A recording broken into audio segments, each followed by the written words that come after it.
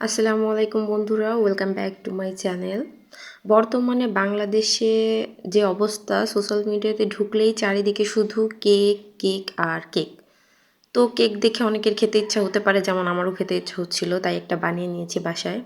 আপনাদের সঙ্গে রেসিপিটা শেয়ার করছি যাতে আপনারাও বাসায় বানিয়ে নিতে পারেন। তো কেক তৈরি করার জন্য প্রথমে এখানে হাফ কাপ পরিমাণে ময়দা নিয়ে নিয়েছি। এবার ময়দার মধ্যে নিব হাফ চামচ বেকিং পাউডার, আর অল্প একটু পরিমাণে নিয়ে নেব বেকিং সোডা। এটা হচ্ছে হাফ চামচের থেকেও কম নেবেন, অনেক অর্ধেক, তারও অর্ধেক নিতে পারেন, অল্প পরিমাণে একদম। তারপর এগুলোকে চেলে একটা পাশে রেখে দিব। চেলে নিলে ভালো হয়, না চেলে নিলে সমস্যা নাই, একটা চালানির সাহায্যে চেলে নেওয়ার চেষ্টা করবেন, তাহলে কেকটা বেশি ভালো আসবে। এবার হচ্ছে যে মোল্ডে কেক তৈরি করব তার ভিতরে একটু তেল নিয়ে আমি হাত দিয়ে এরকম ছড়িয়ে নিচ্ছি, কারণ আমার কাছে ব্রাশ নাই, গরিবস। তারপরে একটা কাগজ কেটে নিব এই মোল্ডের সাইজের। এই কাগজটা এখানে দিয়ে নিচ্ছি। আমি দেখুন কিভাবে দেই যাতে তেল কম লাগে, মানে কিপটা তো তাই।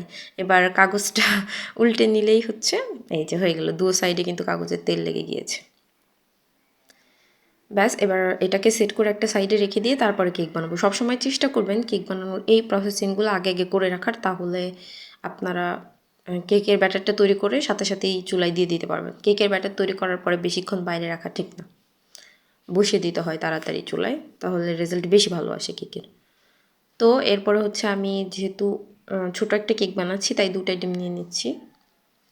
2টা ডিম নিয়ে নিয়েছি, আর এখন হচ্ছে এটাকে ভালো করে ফোম তৈরি করে নেব ডিমের।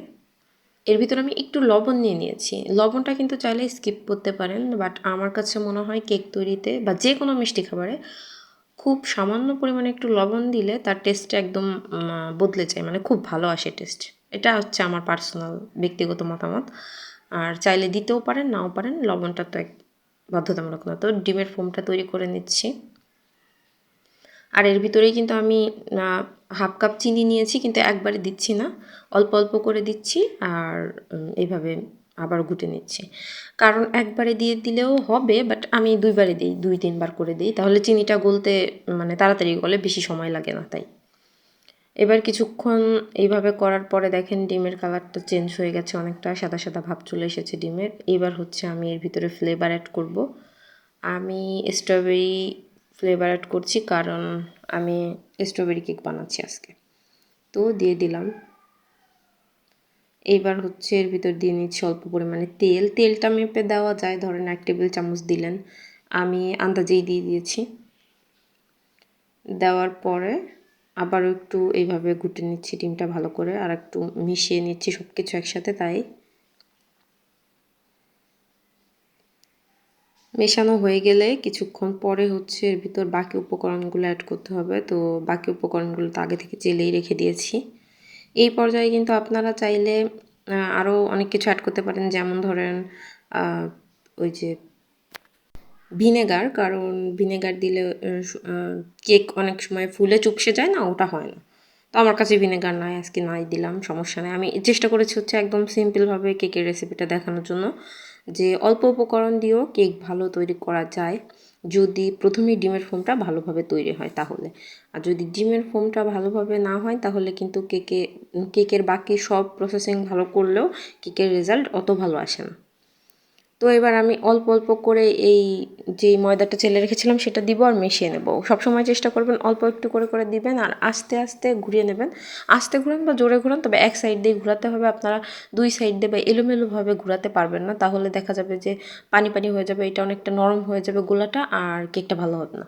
তো আমি এই যে দিয়ে নিচ্ছি, আর দেখুন একটা সাইড দিয়েই কিন্তু ঘোরাচ্ছি আমি। এরকম একটা সাইড দিয়ে ঘোরাতে ঘোরাতে যখন সব কিছু ভালোভাবে মিশে যাবে, তখন হচ্ছে এটাকে মোল্ডে ঢেলে নিতে হবে। আর অনেক জোরে জোরে মেশালেও অনেক সময় দেখা যায় যে পানি ছেড়ে দেয় বা একটু নরম হয়ে আসে কেকের ব্যাটারটা। এই জন্য যে দেখেন পারফেক্ট একটা ব্যাটার হয়ে গিয়েছে, এরকম আমি আস্তে আস্তে নিয়ে নিয়েছি মিশিয়ে।